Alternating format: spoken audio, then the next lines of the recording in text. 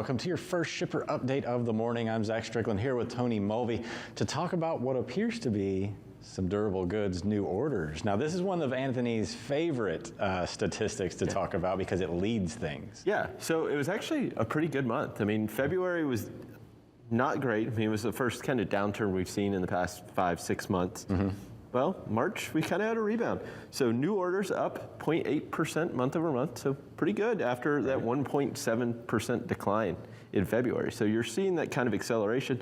A lot of it led by computers and computer parts and automotive, right?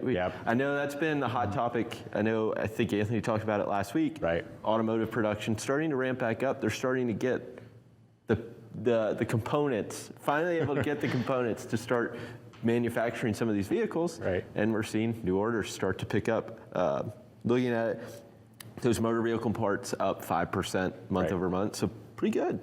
Yeah, and a lot of these things, we've talked about this kind of divergence of upstream versus downstream in the economic cycle of things. A lot of these manufacturing and the industrial sectors kind of lagged that consumer demand because as we've been through the pandemic, all the consumers have been buying up goods, and then we ran out of cars.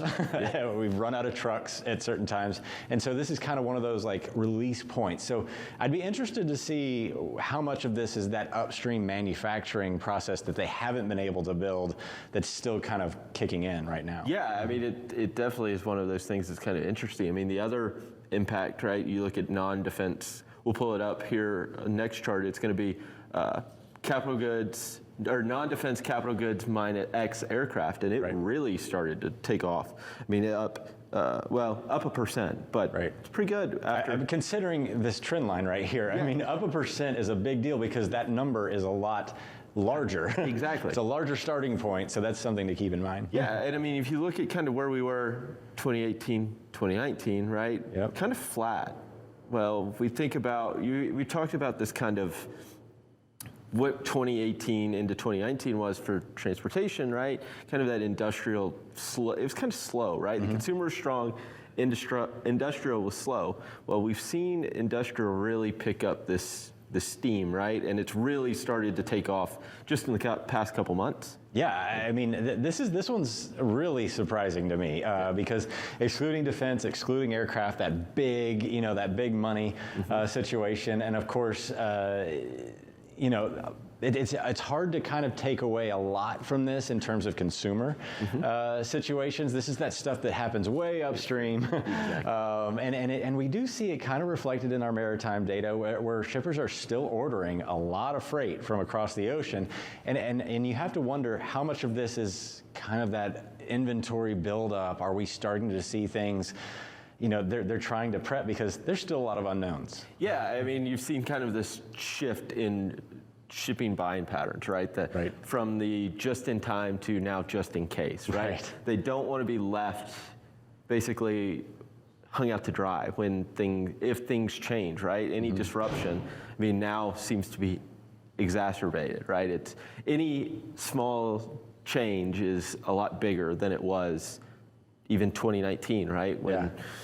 So I mean, that's some of what you're seeing, that quicker or the bigger orders now than, I mean, you also have to remember some of these numbers aren't adjusted, so higher values, right? So I think that everything's getting more expensive, so that does play inflationary pressures, of course. So those haven't gone anywhere, and I don't think they're going anywhere, at least in the near term, right? The next 3-6 months. I mean, they're still going to be pretty rampant. I mean, you look at the producer price index, I mean, it's up 10% year over year. So I mean, year over year. So you could probably, I don't know if do they not adjust this one for inflation? Don't think so. Okay. I'll have to check. Okay. I'm not Anthony Smith. I'm playing The Economist on TV right now. While he's on the beach. Yeah, exactly. But overall, I mean, really, this upward movement is what we're going to draw from it, and it goes back to both, right? We finally see that rebound. We saw a rebound in March, and that's the big key. Yeah, the trend line's still persistent, even though you can kind of see this arching on this one to see it does look like it slows down, and if it does indeed